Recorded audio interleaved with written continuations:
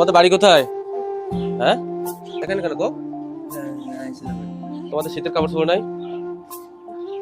তোমার নাম কি? ইয়াসমিন। ইয়াসিন। ইয়াসমিন, তোমার নাম? আবুল হাসান। আব্বু আব্বু নাই? না তো না, মানে দেখে না। তোমরা এমনি সবকিছু বোঝো না?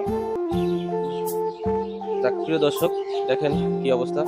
তারা দুই ভাই না, তারা দুই ভাই কত কষ্ট করে, আমি কিছুক্ষণ আগে দেখছি এখানে এরা একটা খেতা নিয়ে দুজন শুয়েছিল।